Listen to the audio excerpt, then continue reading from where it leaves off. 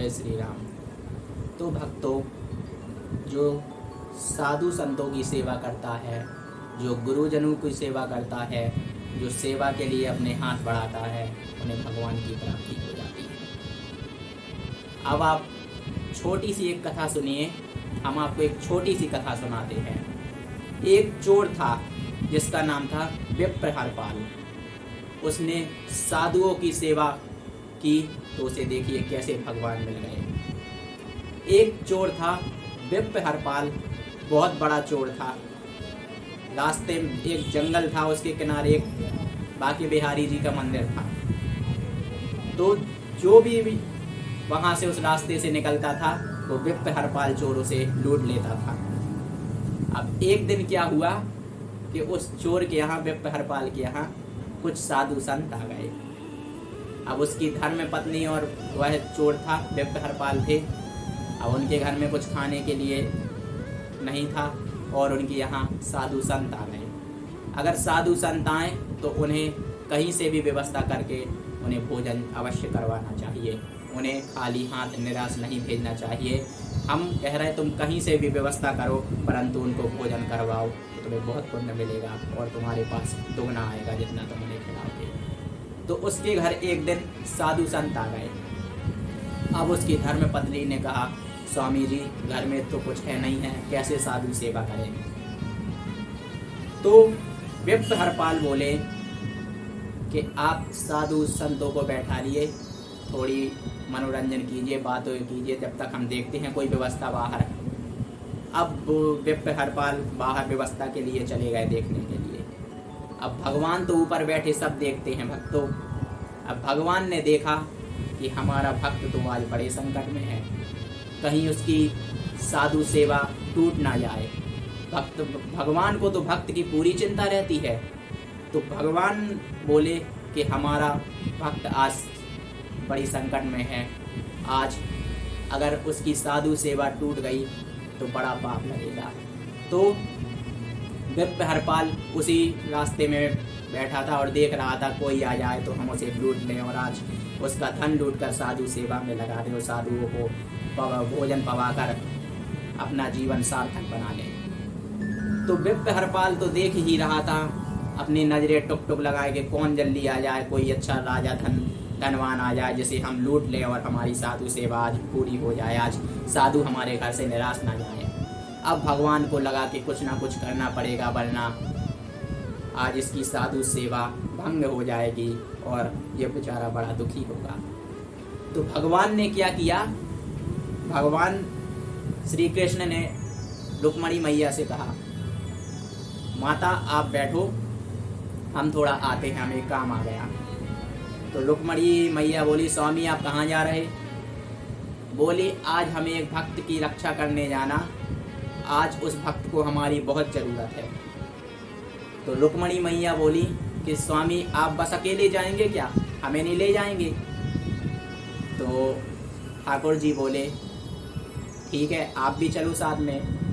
तो ठाकुर जी बढ़िया सेठ बन गए और रुक्मणी जी को बढ़िया सेठानी बना दिया, अपनी धर्म पत्नी को। और दोनों बढ़िया उस रास्ते से अच्छे बढ़िया जेवर एवर पहनकर, अच्छा सोना चांदी पहनकर, अच्छा बढ़िया माल मटेरियल लेकर दोनों उस रास्ते से गुजरने लगे, हमारे भगवान ठाकुर जी और रुक्मणी मैया।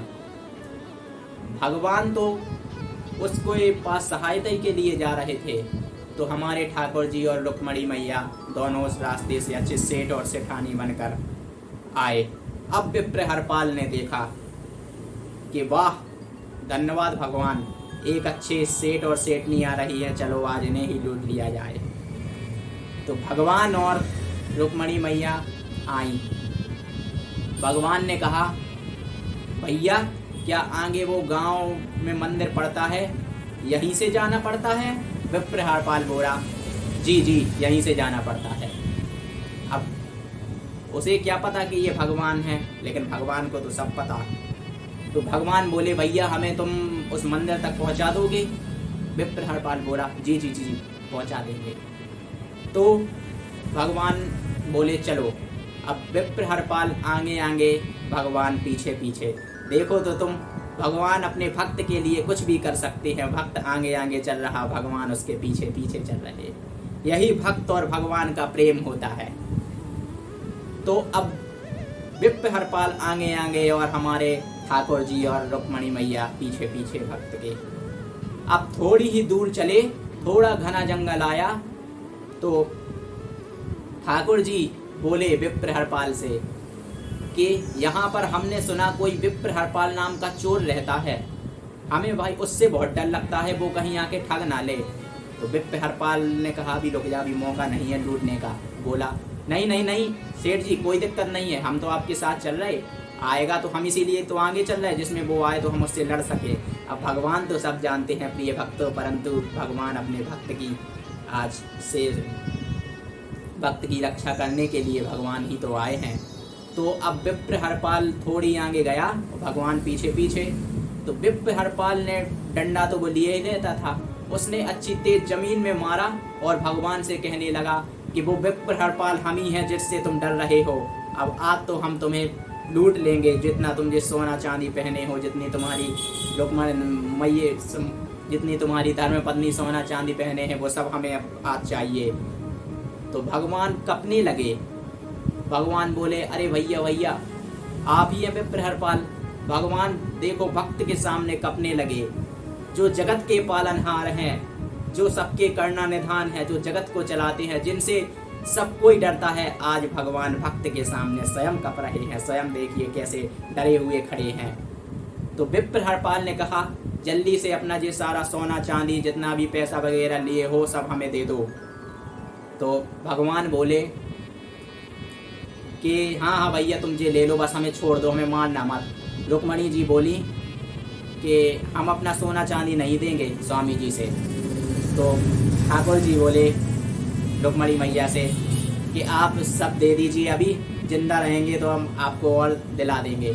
तो ठाकुर जी और रुक्मणी मैया ने सब कुछ उसे दे दिया और विप्र हरपाल ने जब से सब लिया तो भगवान उस पर खुश हो गए और भगवान अपने साक्षात रूप में आ गए। जब भगवान अपने साक्षात रूप में आ गए, विप्र हरपाल ने देखा साक्षात ये तो श्री हरि विष्णु हैं। उसके आंखों से आंसू झरझर टपकने लगे और वो प्रभु के चरणों में गिर गया कि हे प्रभु, आज हमारी रक्षा के लिए आप स्वयं सेठ और सेठानी बनकर आ गए। धन्य है आपकी महिमा, धन्य है आपकी लीला। आप भक्त की रक्षा के लिए हर नियम तोड़ देते हैं, हर संकट तोड़ के लिए आप रक्षा के लिए भगवान के भक्त की रक्षा के लिए आप स्वयं आ जाते हैं।